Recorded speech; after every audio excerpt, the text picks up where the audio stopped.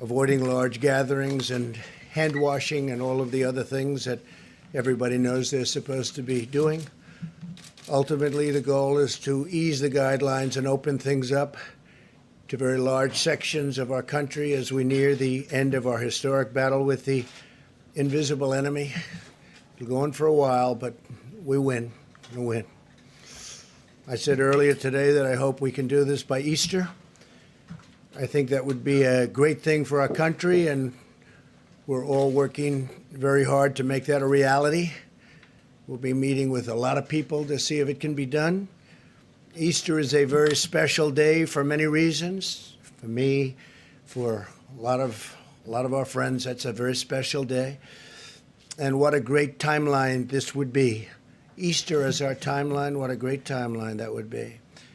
My first priority is always the health and safety of the American people. I want everyone to understand that we are continuing to evaluate the data. We're working with the task force and making decisions based on what is best for the interest of our fantastic country. In order to defeat the virus, we must continue to be very strong. Your resilience and spirit has been inspiring to everyone. Right now, this virus is attacking 149 countries, but everybody looks to us and they're watching us. And I'm very proud to be your president. I can tell you that. There's tremendous hope as we look forward and we begin to see the light at the end of the tunnel. Stay focused and stay strong, and my administration and myself will deliver for you as we have in the past. Let me provide you an update on critical preparations and supplies in our war on the virus. Through FEMA, the federal government is distributing more than 8 million N95 respirators, 14 million surgical masks, and many, many millions more under order, and they'll be arriving soon. 2.4 million face shields, 1.9 million surgical gowns, 13.5 million gloves, and more than 4,000 ventilators to the areas of greatest need have already been sent, and we have 4,000 being delivered to New York. The federal government is using every resource at its disposal to acquire and distribute critical medical supplies. The core element of this strategy is my executive order authorizing the use of the Defense Production Act, which has, as you know, already been activated actually a long time ago, quite a long time ago.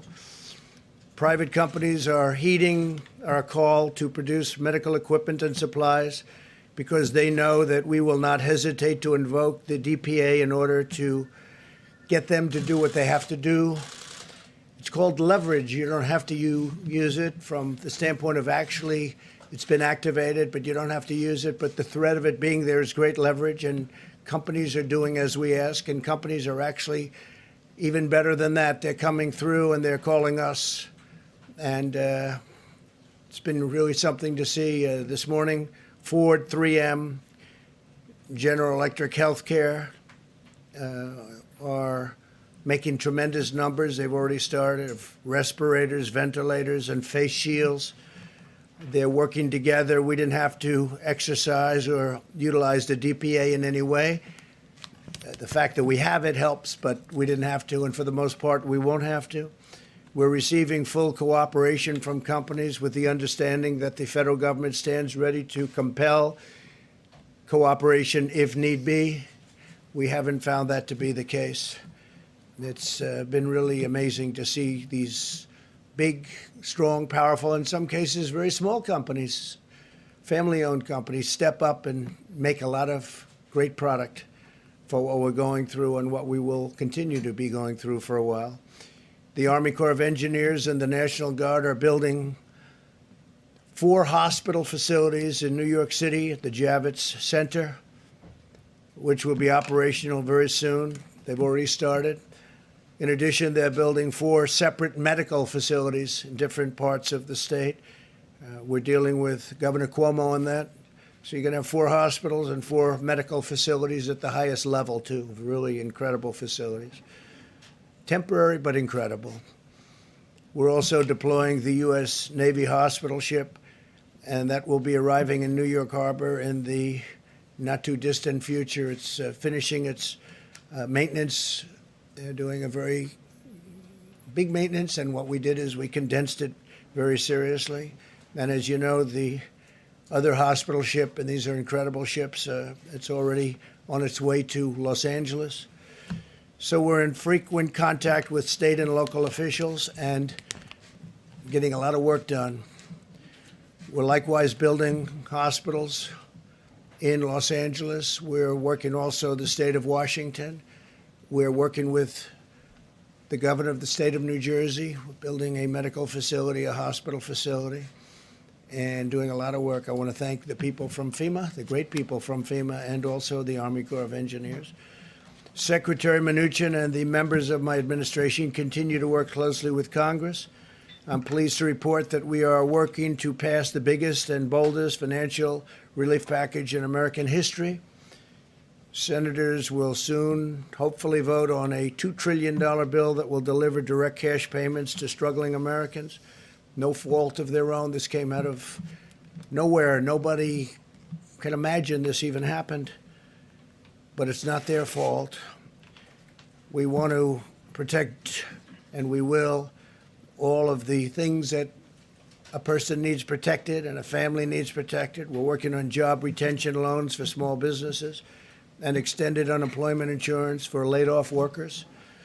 The legislation will also include billions of dollars for additional resources for our, and really heroic, these are incredible doctors, nurses, brave, and hospitals, as well as support for hard-hit industries such as the airline industry and the cruise ship industry, which employ tremendous amounts of people and obviously serve very important functions beyond that, with very tough protections for the American taxpayer.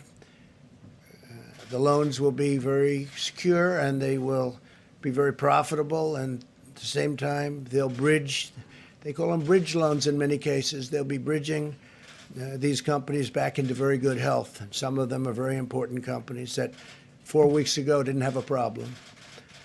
I'm also confident that the Democrats will do the right thing. I feel very confident. They're working very hard together right now, Republicans and Democrats, and they're getting very close to a very fair deal and a great deal for the people of our country. Today, as you probably saw, the Dow surged over 2,100 points. That's the all-time record history of the exchange. This is very encouraging, and I think part of the reason is they are looking at what is close to being passed, and I think a very big part of it is they see that we want to get our country open as soon as possible. They see we're working very hard on that. That's a very big factor, I think, in today's historic gain. The legislation developed in the Senate is the first step to restoring confidence and stability to America's economy as we look ahead to the time when we can carefully and responsibly reopen our country for business, and we hope that's going to be very soon. I want to assure Americans that we have a team of public health experts. We've gotten to know them as well as I know them. They're great people, incredible, talented. They love our country. Also, economists and other professionals working to develop a sophisticated plan to reopen the economy as soon as the time is right. One based on the best science, the best modeling, and the best medical research there is anywhere on earth. Our great people have been, especially when it comes to our public health experts and officials, have been helping other countries, dealing with other countries, constant touch with other countries, helping them out, because many of them have never seen anything like what's happening. But our decision will be based on hard facts and data as to the opening. I'm also hopeful to have Americans working again by that Easter, that beautiful Easter day. But rest assured, every decision we make is grounded solely in the health, safety, and well-being of our citizens. This is a medical crisis. This isn't a financial crisis. But it's a thing that nobody has seen for many, many decades, nothing like this. Marshaling our economic strength is a key feature of defeating the virus, producing the materials, supplies, and equipment that we need, and they're doing a really fantastic job. We're helping the governors. We had a conference call the other day with the governors, and we allowed the press to join us on the call, and the spirit between us and the governors has been really great. We should never be reliant on a foreign country for the means of our own survival. I think we've learned a lot. We've learned a lot. This crisis has underscored just how critical it is to have strong borders and a robust. Embarked on a great national project to secure our immigration system and bring back our manufacturing jobs. We brought back many jobs, record numbers of jobs. And this really shows, this experience shows how important borders are. Without borders, you don't have a nation. Our goal for the future must be to have American medicine for American patients, American supplies for American hospitals, and American equipment for our great American heroes. Now both parties must unite to ensure the United States is truly an independent nation in every sense of the word. Energy independence, we've established that. And something incredible that we've established. We're energy independent, manufacturing independence, economic independence, and territorial independence enforced by strong sovereign borders. America will never be a supplicant nation. We will be a proud, prosperous, independent, and self-reliant nation. We will embrace commerce with all, but we will be dependent on none. Above all, we know that the best thing for our economy and the world right now is a very, very powerful victory over the virus. Every day, the American people are showing the unity and resolve that has always defined the character of our nation. In New York, citizens are using 3D printers to make hundreds of face shields. They're making them by the hundreds. In Texas, businesses and churches are uniting to collect gloves and thermometers for hospitals. In the selfless actions of our amazing citizens, we're seeing enduring strength of our magnificent nation, a spirit that can never be broken, and a victorious future that can never be denied. It never will be denied. Now what I'd like to do is perhaps ask a person who has really established herself as maybe the world's great expert on what she does. If I could ask Deborah to come forward and say a few words, and then I'll ask Tony to come up and speak, and then our Vice President, and then we'll take a few questions, and we'll do it quickly, and we'll probably see you again tomorrow. So, Deborah, please. Thank you. Thank you, Mr. President. I think those of you who heard the town hall, we are continuing to accelerate testing at a record rate. We now have 370,000 tests that have been done. The majority of those, over 220,000 in the last 8 days, which those of you who have been tracking the South Korea numbers, put us equivalent to what they did in 8 weeks that we did in 8 days. This was made possible because of the HHS team working together, bringing together the strength of the FDA with the CDC and under the leadership of Secretary Azar. We're very proud of those numbers, but we know that we have to do more, and we continue to accelerate in testing to ensure that those who need the test are tested first and have access. As we talked about yesterday, we're working on the ability for people to take their own sample. That does not mean home testing. That means taking your own sample in the front of your nose with available swabs into normal saline that can be transported to the laboratories. That will allow and free up all of the drive-thrus to be very sparing on PPE, because you'll be able to do that with gloves rather than the full PPE outfits. This will allow for more of that PPE to be dedicated to our hospitals.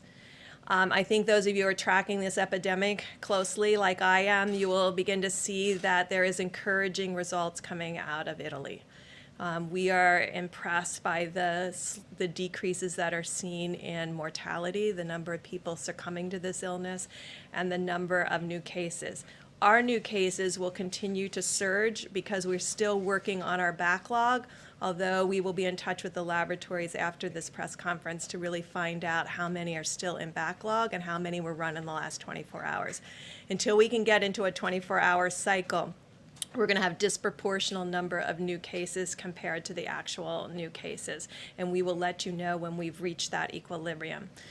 Finally, and I know Dr. Fauci will talk about this further, we remain deeply concerned about New York City and the New York metro area. About 56% of all the cases in the United States are coming out of that metro area, and 60% of all the new cases are coming out of the metro New York area, and 31% of the people succumbing to this disease. It means, because they still are at the 31% mortality compared to the other regions of the country, that we can have a huge impact if we unite together. This means, as in all places, they have to be following the presidential guidelines that were put out 8 or 9 days ago, and this will be critical.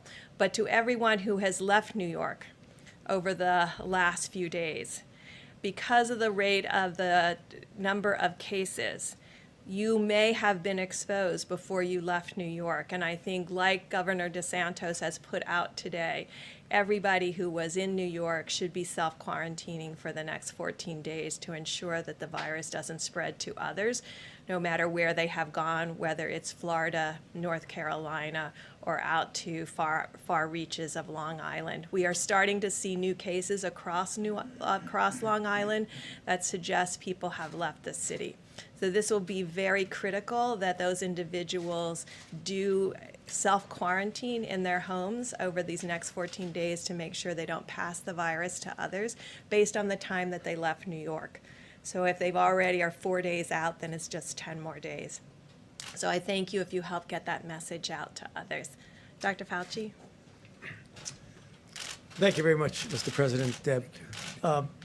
I want to just talk very briefly about 2 or 3 things. First, the issue of testing and how that has really changed the complexion of the approach that we're going to be able to take.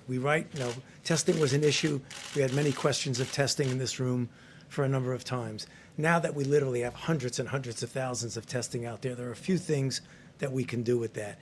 One of the things is that when we make policy about what we're going to be doing with the rest of the country, particularly those areas that are not hot spots, we need to know what the penetrance of infection is there. So we need to put a light on those dark spots that we don't know.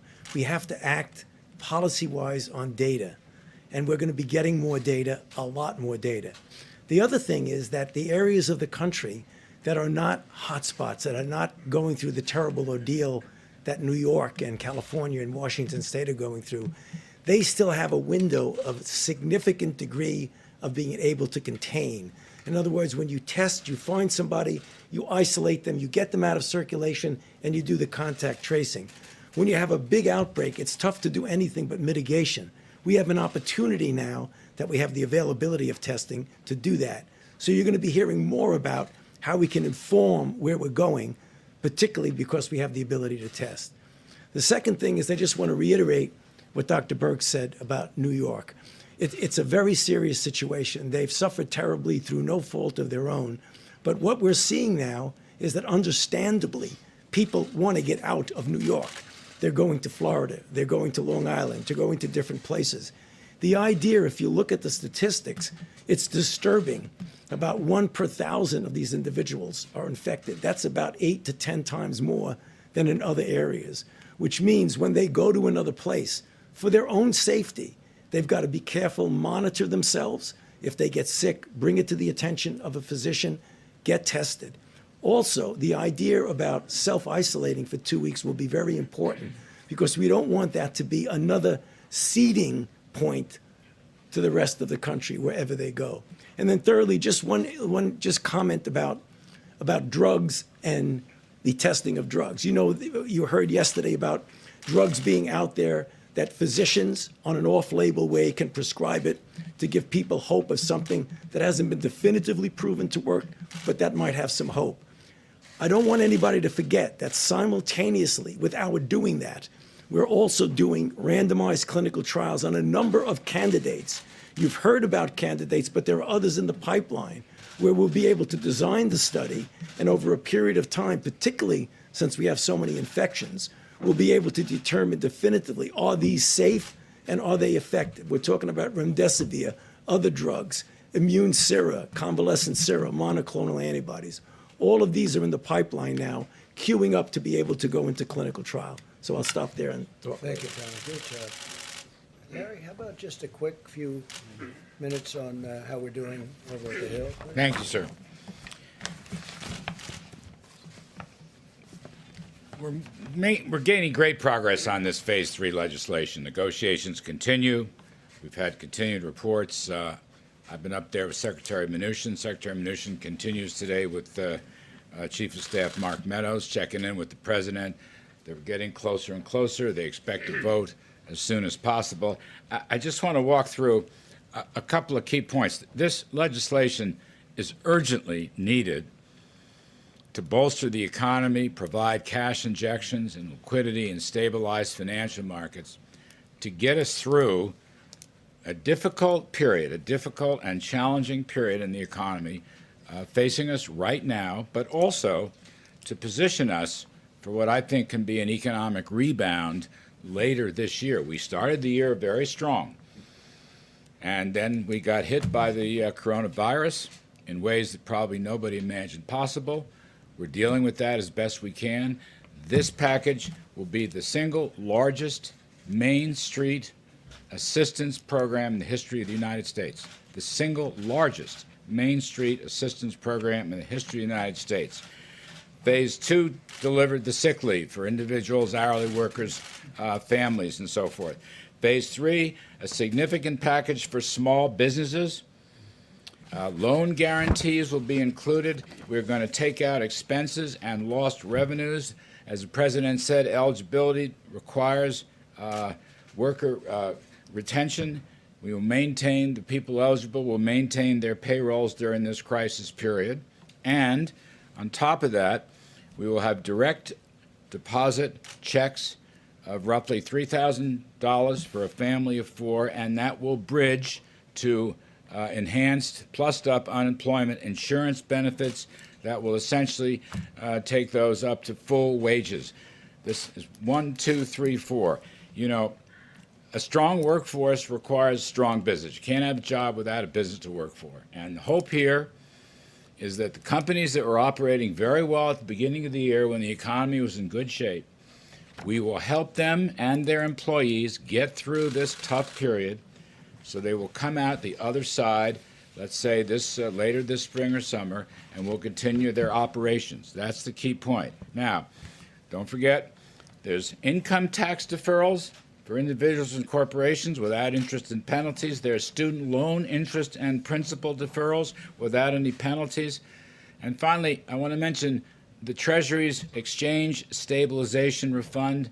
That will be replenished. It's important because that fund opens the door for Federal Reserve firepower to deal a broad-based way throughout the economy for distressed industries, for small businesses, for financial turbulence. You've already seen the Fed take action. They intend to take more action. And in order to get this, we have to replenish the Treasury's emergency fund. It's very, very important. Not everybody understands that. That fund, by the way, will be overseen by an oversight board and an inspector general. It will be completely transparent. So the total package here comes to roughly $6 trillion, $2 trillion direct assistance, roughly $4 trillion in Federal Reserve lending power. Again, it'll be the largest Main Street financial package in the history of the United States. Liquidity and cash for families, small business, individuals, unemployed, to keep this thing going. We're heading for a rough period, but it's only going to be weeks, we think. Weeks, months, not going to be years, that's for sure.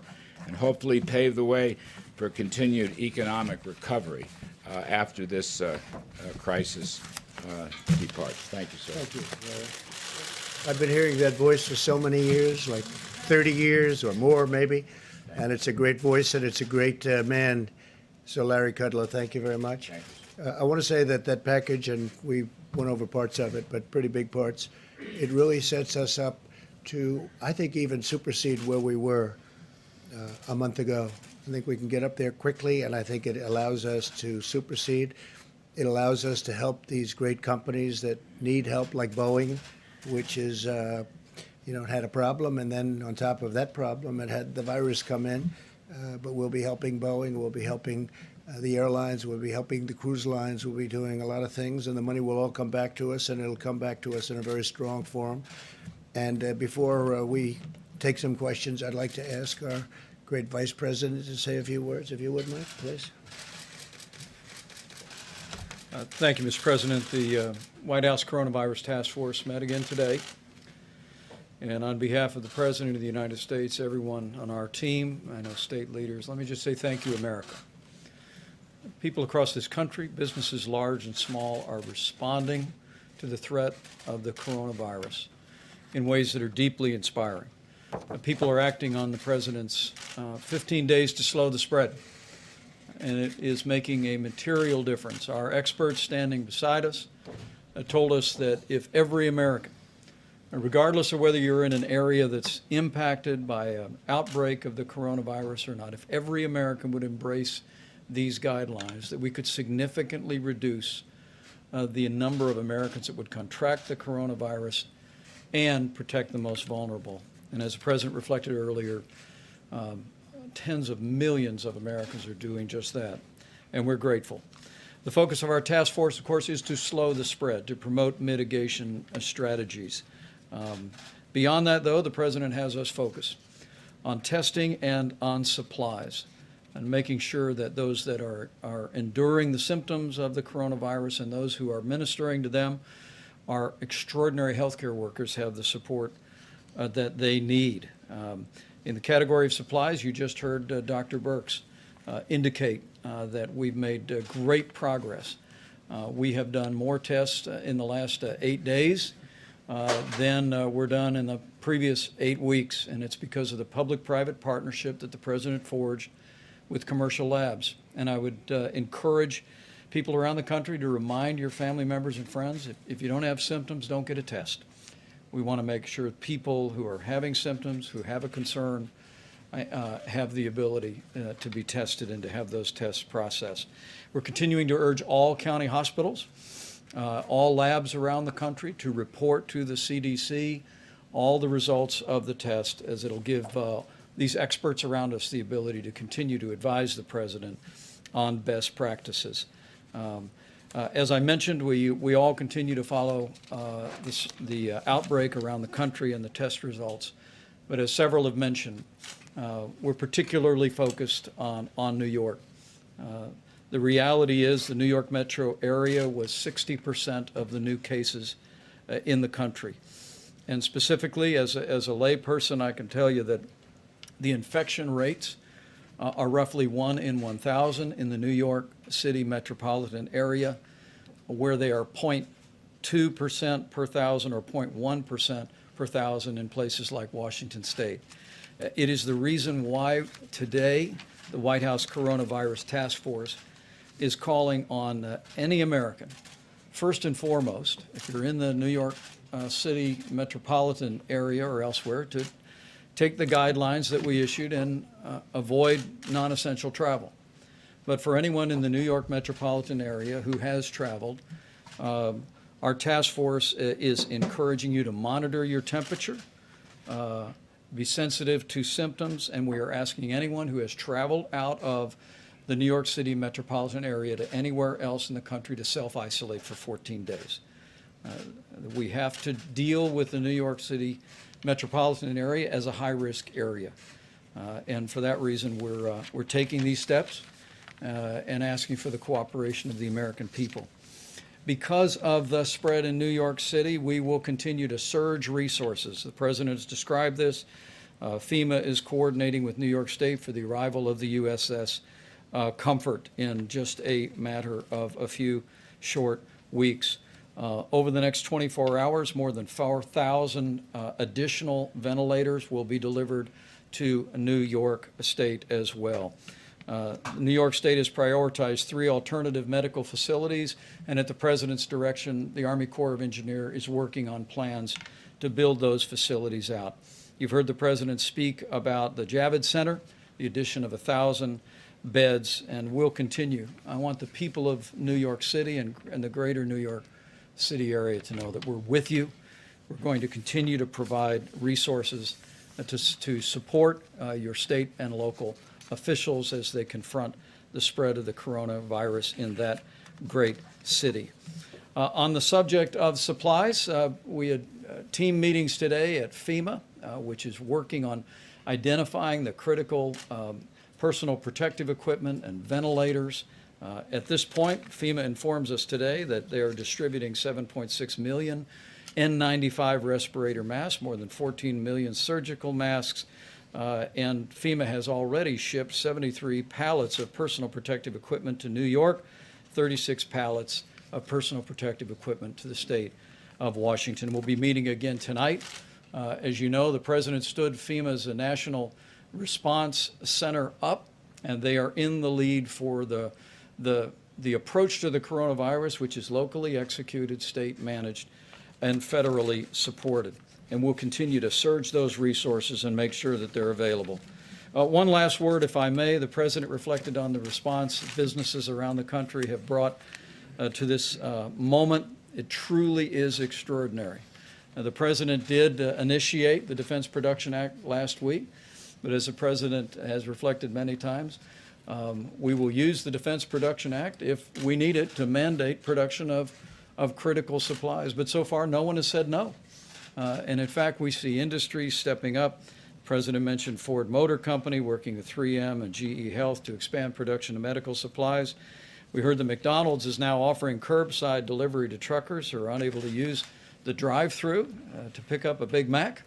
And I spoke today, and the President spoke last week with Tim Cook of Apple, and at this moment in time, Apple went to their storehouses and is donating 9 million N95 masks to healthcare facilities all across the country and to the national stockpile. There is a level of generosity that I know is inspiring to the President, and it's truly inspiring to all of us who are working on the White House Coronavirus Task Force. The President's made it clear that he hopes, in weeks, not months, to be able to open up the country. But let me make one last encouragement to every American. We will get to that day quicker if every American will put into practice the President's coronavirus guidelines for our nation. 15 days to slow the spread. If every American will do this, I have no doubt that we will slow the spread, we will protect our most vulnerable, and we will heal our land. Thank you, Mr. President. Mr. President, you just reiterated that you hope to have the country reopened by Easter. You said earlier you would like to see churches packed on that day.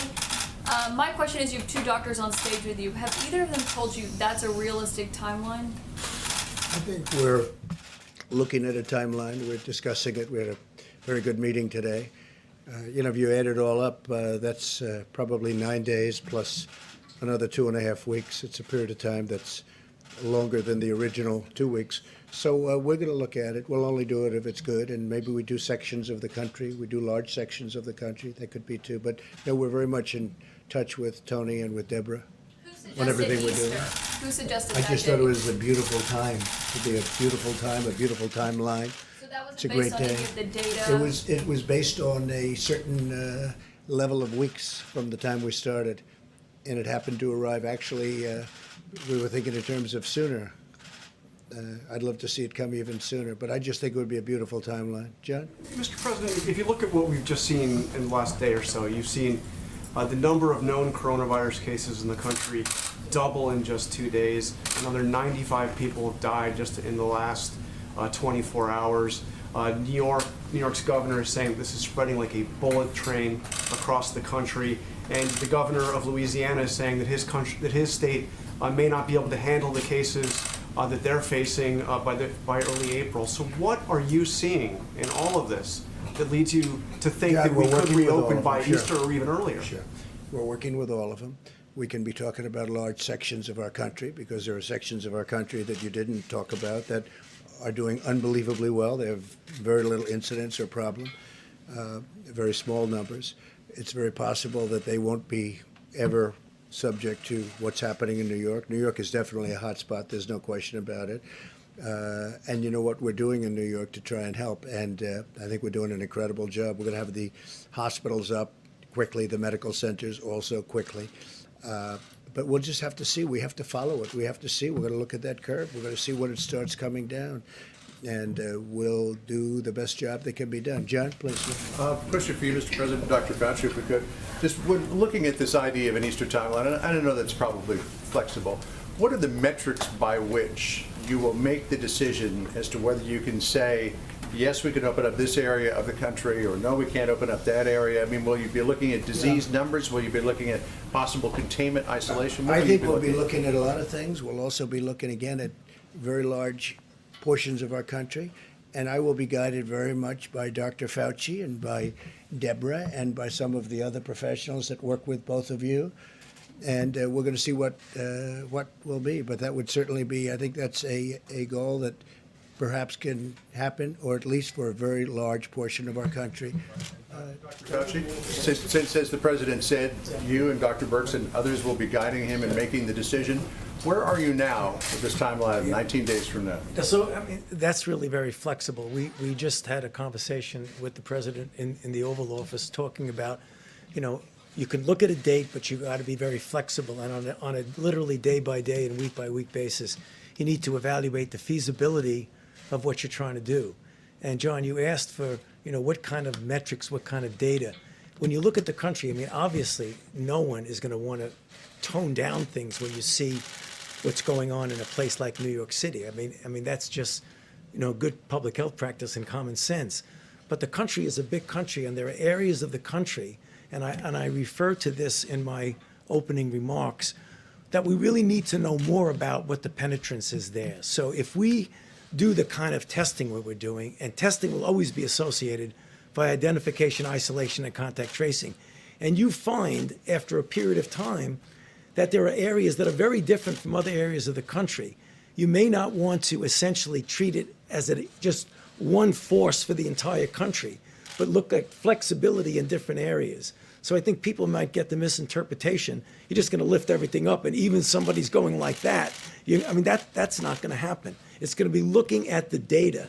And what we don't have right now, that we really do need, is we need to know what's going on in those areas of the country where there isn't an obvious outbreak. Is there something underneath the surface that says, wait a minute, you better be careful and really clamp down? Or what looks there that you don't really have to be as harsh as you are in other areas. So it's looking at information that up to this point, John, we never had. So it's a flexible situation. So is New York becoming our norm? Is New York becoming the epicenter? Well, it certainly is by far the, if you call it hot, if you call it any word you want to use, it is at a level that, I was speaking to Tony before, it's a level that no place else is close. It's very unfortunate. You know, one of the things that's happened that we've done, I think, a really good job on, I think that it's something special what's happened is, I learned from Dr. Birx a little while ago when she said, I learned it actually this afternoon, in 8 days, because we kept hearing about South Korea. They had a very tough time at the beginning, if you remember.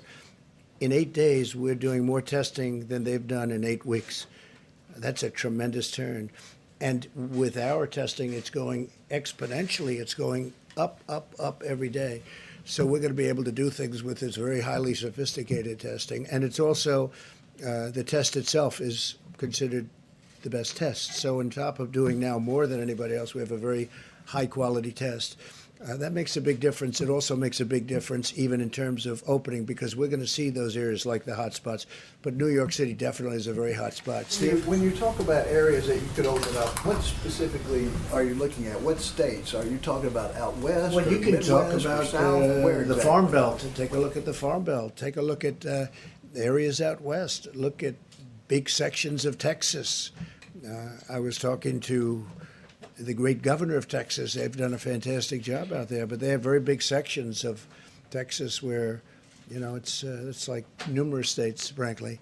But we can have large sections of if we want to do it that way, we could have large sections of the country open. I think it's very important that we start moving on that and start thinking about it, because our country wants to be open. Our people want it to be open, and they're raring to go. And I think it's one of the reasons that we're going to have a tremendous bounce back. I think it's going to go very quickly.